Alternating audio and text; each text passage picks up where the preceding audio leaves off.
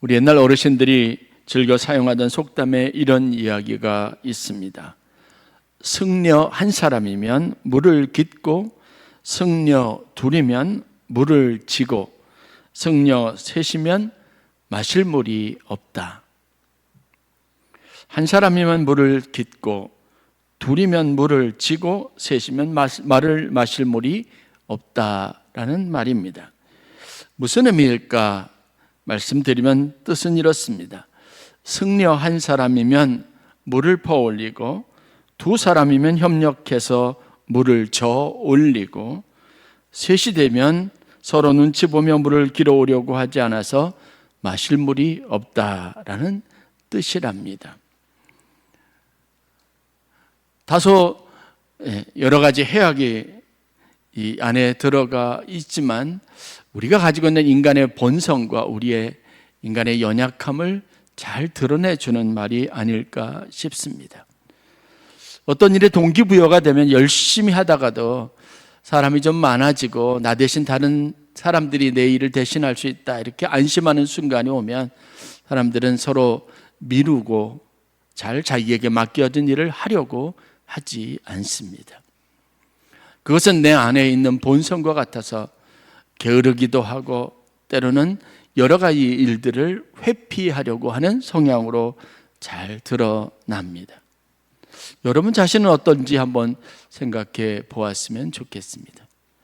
제가 교회 목회를 하면 드는 안타까운 게 뭐냐면 뭔가 막 열심히 하시는 것이 있어서 뭔가 좀 되려고 하면 그 다음에 되려고 하는 그 순간에 좀 더 힘을 모아야 하는데 이제 그동안 수고했던 분들이 뒤로 한 발짝씩 이렇게 물러납니다. 그리고 이제 새로 열심을 내는 사람들이 그 자리를 대신하게 합니다. 제 목회자 입장에서는 다 같이 열심을 내면 좋겠는데 그게 잘 되지 않는 것 같아요. 우리에게 있는 책임감이라는 걸 좀 우리가 생각해 볼 필요가 있습니다. 우리 아이들을 데리고 선교를 가보면 참 아이들에게 없었던 면들을 많이 발견하게 됩니다. 그때는 아이들이 아니에요. 어떤 책임감을 가지고 자기들이 무엇을 해야 한다고 여겼는지 가면 어리광스러운 모습 전혀 볼 수 없고 굉장히 성숙합니다. 선교지에 있는 아이들이든 어른이든 자기가 해야 될 일 있으면 열심히 봉사하려고 합니다. 제 조카도 한번 제가 필리핀 선교를 데려간 적이 있는데 지금부터 한 6년, 7년 전이었던 것 같습니다. 우리 막내 동생이 늘 그 조카에 대해서 큰아들인데 염려하는 게 굉장히 많이 있었어요. 그래서 가면 도움이 안 될까, 오히려 형한테 폐가 되지 않을까, 선교팀들에게 부담이 되는 게 아닐까 염려를 해서 제가 걱정하지 말고 보내라 그랬습니다.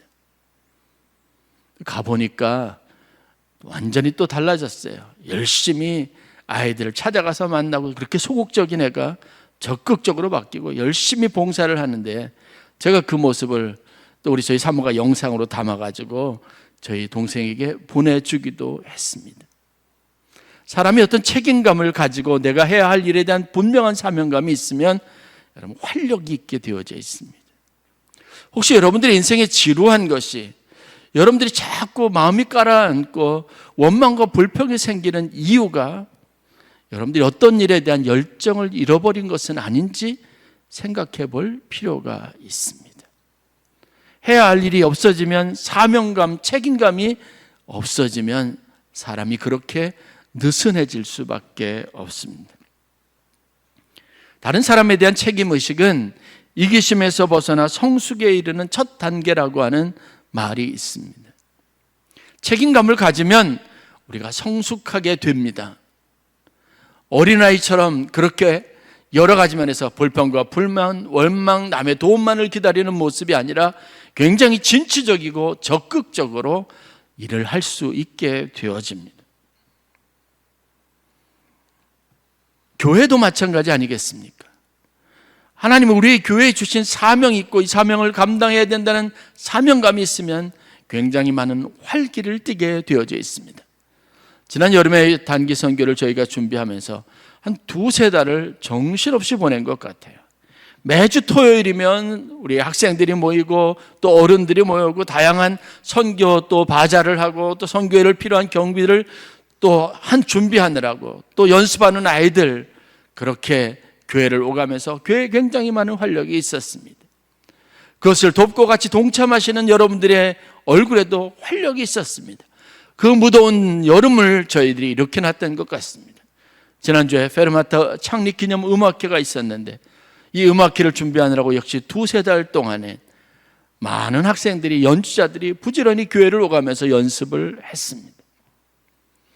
모든 행사가 다 끝나고 나니까 이제 저도 그렇고 마음이 좀 되게 가라앉고 피로가 한꺼번에 몰려오는 것 같습니다.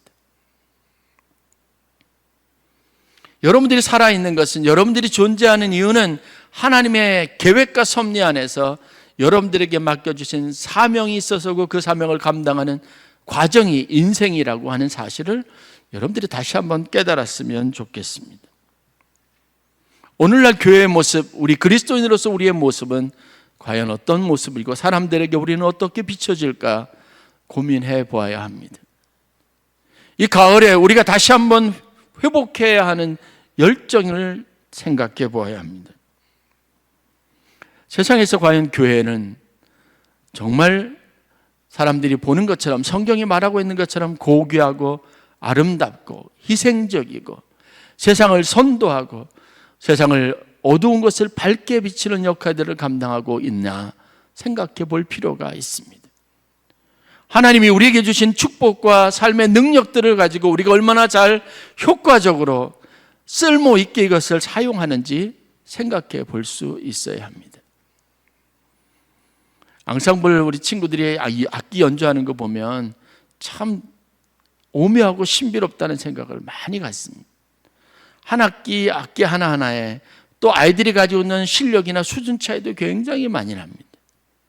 그런데 이게 평상시 연습할 때하고 또 정식으로 연주할 때하고 또 엄청난 질적인 차이가 있습니다. 이런 차이를 만들어내는 게 뭐냐면 바로 생명력입니다. 성령의 역사하심입니다.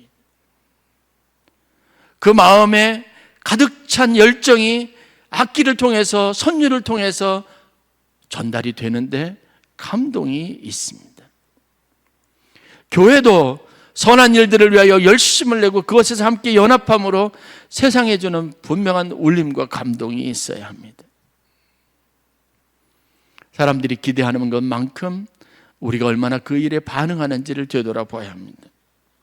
요즘 보면 안타까운 일들이 뭐냐면 우리가 세상에 대해서 선도적이고 세상 사람들을 위해서 우리 교회가 세상을 아름답게 변화시키는데 그 중심에 있다는 생각들을 별로 갖지 않습니다. 세상이 험해지고 사람들이 악해지면 악해질수록 우리는 더 멀리 거리를 유지하고 그 사람들과 섞이지 않으려고 합니다. 그 사람들이 받는 손가락질과 오명으로부터 우리는 관계없다라고 평가받는 성향들을 보이는 것 같습니다. 저 역시 그렇습니다. 지난 한 주 동안 전 개인적으로 휴가를 보내면서 말씀을 준비하면서 여러 가지 많은 생각을 해봤습니다.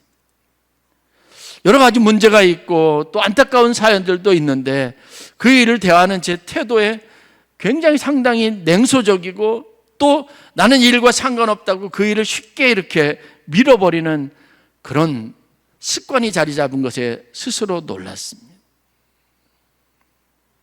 그 일은 남의 문제야. 저 사람의 문제는 저 사람의 문제고 그 책임은 그 사람의 책임이지 나하고는 상관없다. 여기는 마음이 어느 순간인가 저에게 있는 겁니다. 안타까운 문제를 가지고 그것을 위해서 기도하려고 하는 마음이 어느 순간인가 소멸되어져 버렸어요.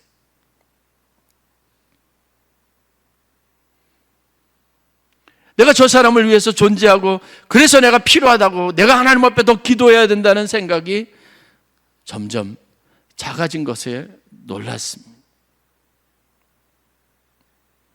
하나님이 우리를 축복하신 것은, 하나님이 우리 인생에 은혜를 주신 것은 성경적인 개념으로 철저하게 우리를 통해서 하나님이 세상을 변화시키고 세상을 복되게 하기 위한 목적이라는 것을 어느 순간인가 잊어버리고 있는 겁니다. 하나님이 그 사람을 우리 공동체 안에 또 그 무리와 함께 우리가 하나 되게 하신 것도 역시 하나님이 우리를 통해서 하시고 싶었던 일들과 계획이 있었기 때문이라는 사실을 자꾸 망각하는 것 같습니다. 나는 저 사람과 달라. 내게 주신 축복과 은혜를 자랑하면서도 만족해하면서도 세상 속에서 고통받고 있는 사람들에 대해서 저 사람들의 문제는 그들의 문제라고 외면하고 나는 내게 받은 은혜를 그냥 혼자 즐기고 그것에 만족하는 데 익숙해져 버리는 모습을 보았습니다. 오늘 성경에서 우리가 받는 도전이 무엇입니까? 오늘 성경에서 요나는 다시스로 향하는 배를 탔다가 거기에서 큰 풍랑을 만났습니다. 요나는 사명을 회피했습니다. 하나님이 그에게 가라고 말씀하신 곳으로 가지 않고 그가 원하는 곳으로 자기 결정으로 다시스를 향해서 배를 탔습니다. 그런데 그 배가 항해를 하던 중에 큰 바람이 불어서 풍랑을 만나서 그 배에 타고 있던 사람들이 다 죽게 된 겁니다.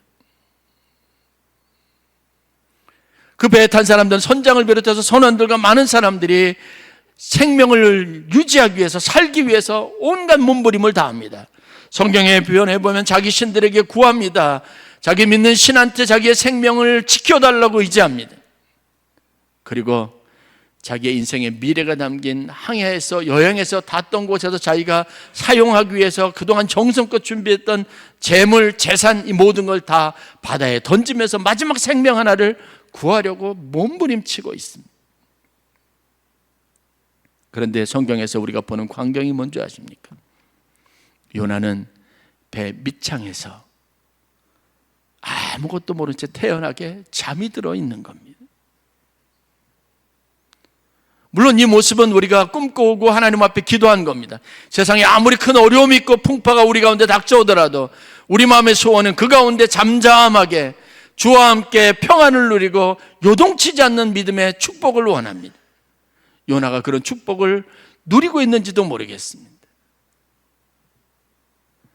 우리는 하나님 앞에 받은 축복이 있고 나는 평안하다고 말하고 나는 하나님과 함께서 내 믿음이 내가 이런 세상 속에서도 안전하게 살 수 있는 능력이라고 말하지만 세상은 고통받고 있고 사람들은 큰 두려움 가운데 있는 겁니다.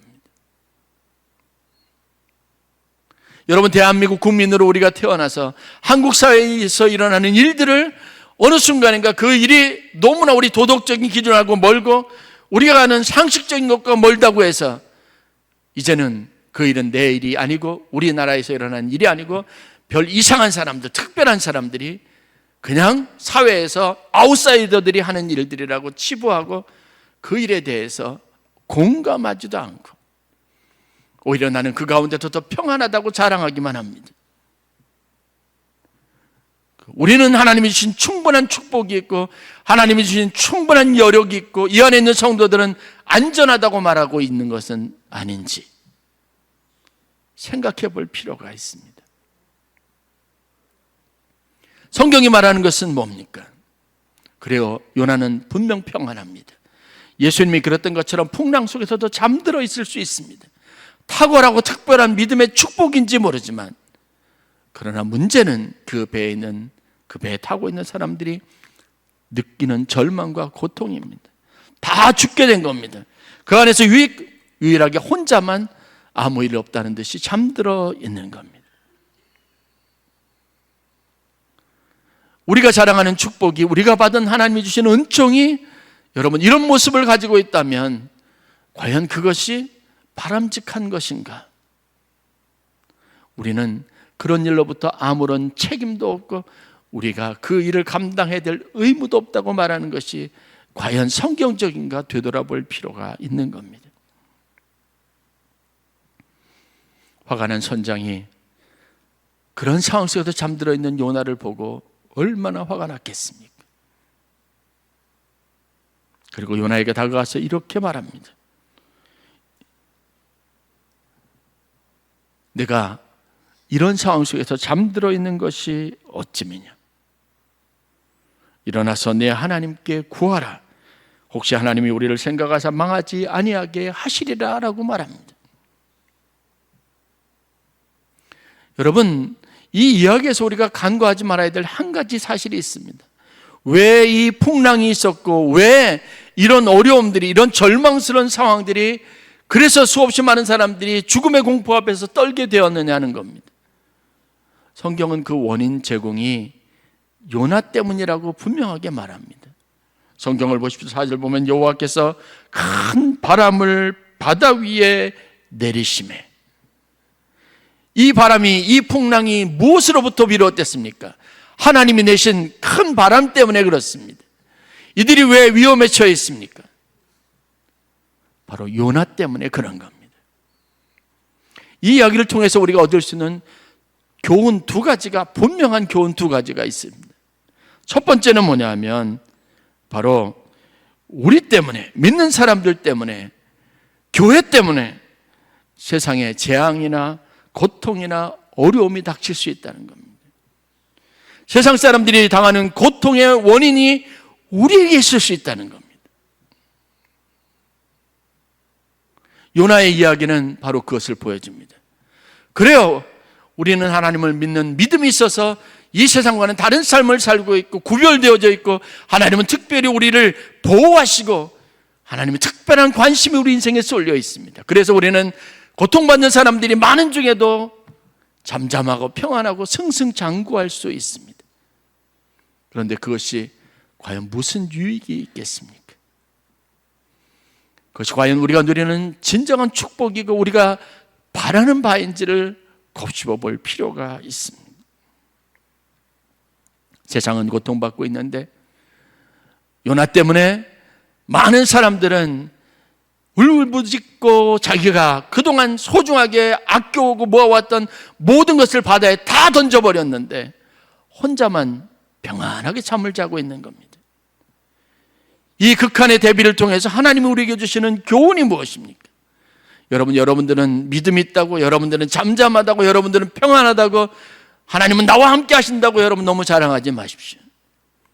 그 이야기를 듣고 그런 표정을 보는 세상 사람들의 마음을 헤아릴 수 있어야 합니다. 그들이 우리에게 무엇을 보고 우리에게서 찾는 것이 과연 무엇일까 고민할 수 있어야 합니다.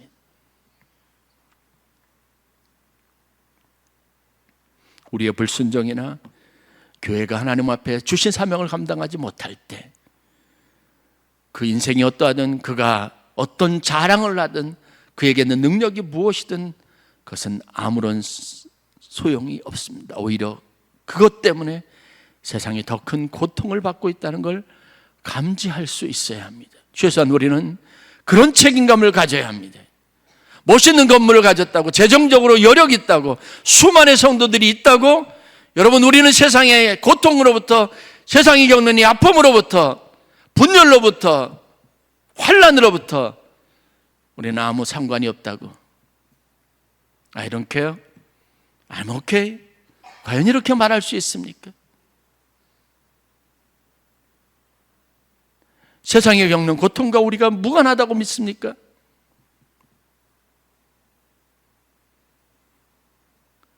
어려울 때, 나라가 공경에 빠졌을 때 교회들이 일어나고 성도들이 눈물을 흘려 기도했던 그 힘이 나라를 안정되게 번영과 발전으로 이끌었다면, 오늘 우리가 당한 모든 상황 속에서 우리는 여전히 이 나라를 건강하고 아름답게 하나님이 축복하신 나라로 이끌 수 있는 동력이 되어야 합니다. 그 중심에 여전히 우리가 있어야 합니다. 이제는 세상과 상관없다고 여러분 그렇게 치부하거나 냉소적인 모습으로 살아가는 것은 하나님의 뜻이 아닙니다. 선장이 찾아와서 우리에게 하소연하는 음성을 들어야 합니다. 자는 자여 어찌함이냐, 일어나서 내 하나님께 구하라.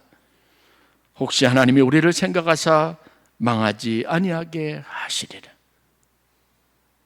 세상 사람들이 정말 우리에게 원하는 것은요, 우리에게 기도하는 것은요, 우리에게 바라는 것은 자신들이 어떠하든 이 세상에 당하는 고통과 어려움에 우리가 앞장서서 너희들이 믿는 하나님이 살아계신 하나님이라면 이 문제를 위해서 너희들이 앞장서서 깨어서 기도하여 달라고, 그래서 자기들이 그 수혜자가 되기를 바라는 마음으로 우리의 마음의 문을 두드릴 수 있습니다. 그때 우리는 거부하지 말아야 합니다. 당신들의 일이고 이 일에 당신들이 원인 제공자니까 당신들이 책임지라고 하지 않아 말아야 합니다. 책임의식. 더 많은 사람들이 예수 믿게 돼서, 더 많은 사람들이 뭐 어떤 기능을 감당하게 돼서 이제는 더 이상 내 할 일이 없다고 여러분 여기지 마십시오. 하나님은 여전히 이 세상을 이끌어가는 엔진으로 하나님의 교회와 여러분들을 사용하기를 원하십니다. 그 사명 감당하지 못하면 하나님이 이 땅에 바람을 내리시는 겁니다. 여러분, 지구상에 일어나는 여러 가지 많은 현상들을 보면서 여러분들이 느끼는 게 과연 뭘까요? 그게 나는 그렇게 하지 않았으니까 그 잘못을 한 사람들 때문이라고 탓하는 게 이제 우리한테는 습관처럼 남아 있습니다. 문제는 그런 아픈 현실을 바라보면서 같이 아파하지 않는 겁니다. 같이 기도하지 않는 겁니다. 심지어는 우리 교회 안에서 일어나는 부끄러운 일들도 그 사람들의 문제고 내 일이 아니었으면 하고 바라는 마음이 있습니다. 가능하면 그 사람들하고 멀어지려고 하고 있습니다. 같이 아파하고 같이 공감하면서 그 변화를 주도하고 그 변화를 이끌기 위해서 함께 기도하려고 하는 열정을 아무도 품지 않는다는 겁니다.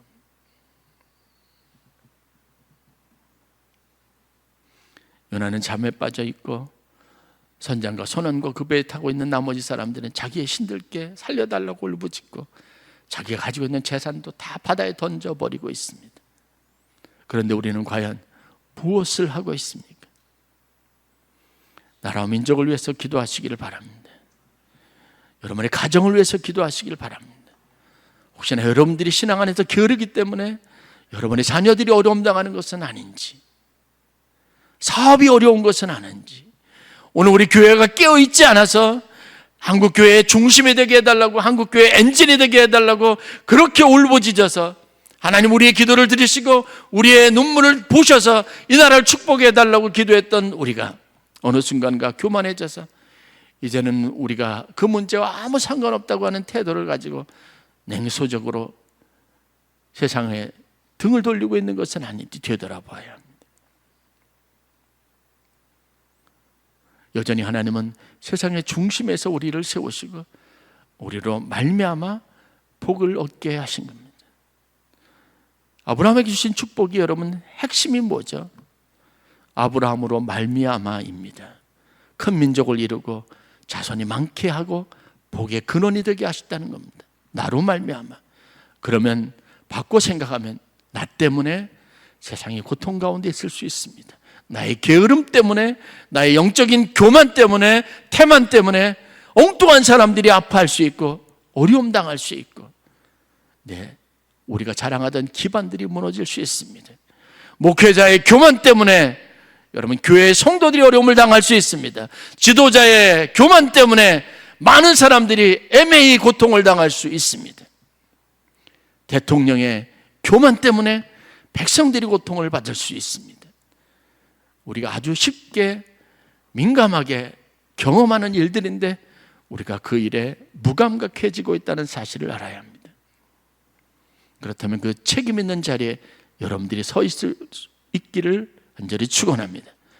마지막 두 번째, 하나님은 세상의 운명을 우리 손에 맡긴다는 교훈을 얻습니다. 우리에게 십자가의 희생을 요청하시는 겁니다. 오늘 보십시오. 성경 말씀에 보면 제비뽑기를 합니다. 선장이 와서 요나에게 내 하나님께 구하라라고 요청을 합니다. 그리고 누구 때문에 이 일이 있게도 이런 재앙이 우리에게 미쳤는지 제비를 뽑자고 하는데 그때 요나가 당첨이 됩니다. 요나가 무엇이라고 말합니까? 나로 말미암아 이런 재앙이 우리에게 미쳤다라고 고백합니다. 그 배에 있는 선장과 사람들이 그러면 우리가 너에게 어떻게 할까라고 말합니다. 그때 요나의 대답이 뭔지 아십니까? 나를 들어 바다에 던지라는 겁니다. 여러분, 우리에게는 이런 책임감이 필요하지 않겠습니까?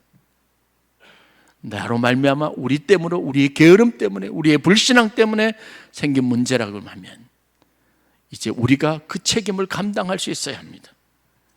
세례 요한이 광야길로 걸어오시는 예수님을 보았습니다. 많은 사람들이 다 듣게 그 예수님을 바라보면서 자기 안에 하나님이 주신 감동을 가지고 이렇게 고백합니다. 보라, 세상 죄를 지고 가시는 하나님의 어린 양이로다. 하나님이 예수님에게 맡겨주신 사명은 세상의 죄를 친히 담당하고 가는 어린 양의 사명이었습니다. 하나님이 여러분들을 부르시고 여러분들에게 맡겨주신 사명은 세상에 여러분들의 공동체, 가정의 교회, 모든 부정적이고 죄악된 것을 짊어지고 가는 어린 양의 사명을 맡기신 겁니다.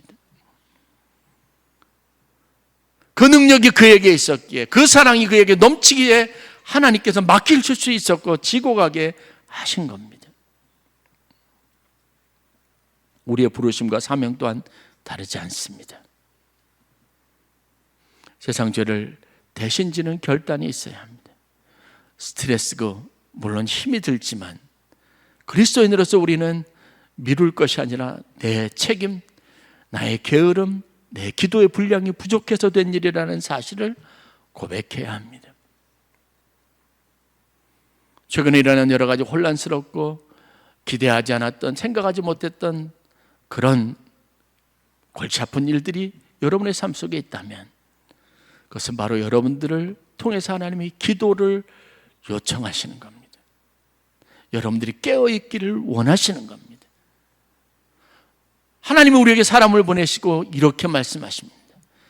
내가 자고 있는 것이 어찌 미냐.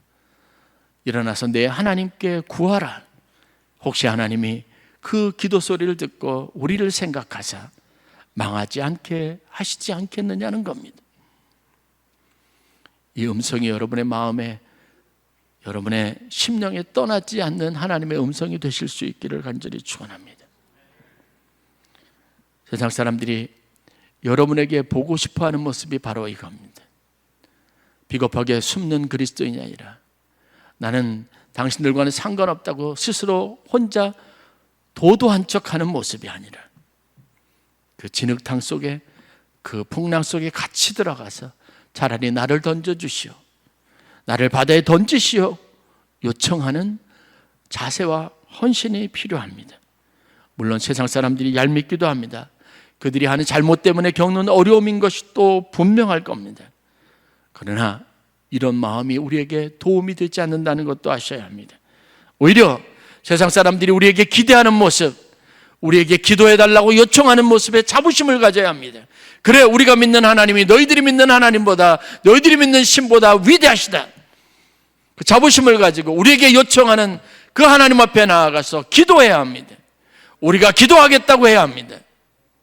우리 하나님이 역사하실 것이고, 우리 하나님이 도우실 것이고, 우리 하나님이 참 하나님이라고 자랑할 수 있어야 합니다. 그것을 오히려 기회로 삼을 수 있어야 합니다. 우리 하나님은 너희와 다른 하나님이 아니라 우리 하나님은 모든 신 중에 뛰어난 하나님이라는 사실을 그들에게 증명해 보여야 합니다. 우리의 용기는 잠들어 있는 게 아니라 바닷속에, 풍랑 속에 뛰어들 수 있는 것이어야 합니다.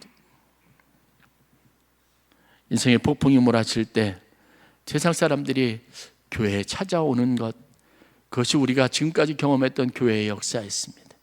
성도들에게 내가 하나님을 믿는다면 나를 위해 기도해달라고 하는 이야기 수도 없이 들었을 겁니다.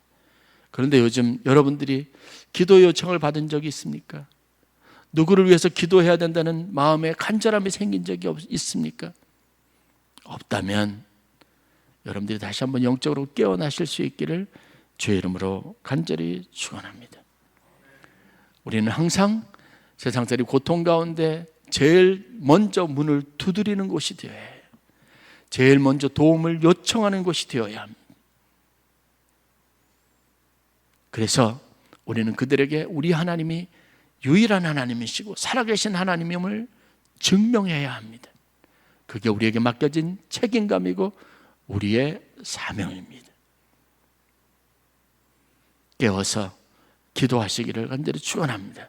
이 가을에 여러분들 영적으로 깨어서 여러분 안에 삶에 있었던 모든 수고들이 진짜 열매되게 하고 하나님이 여러분들의 인생에 행하신 일들이 정말 복되다는 것을 세상에 널리 전하는 그런 축복된 인생들이 되실 수 있기를 주의 이름으로 간절히 축원합니다.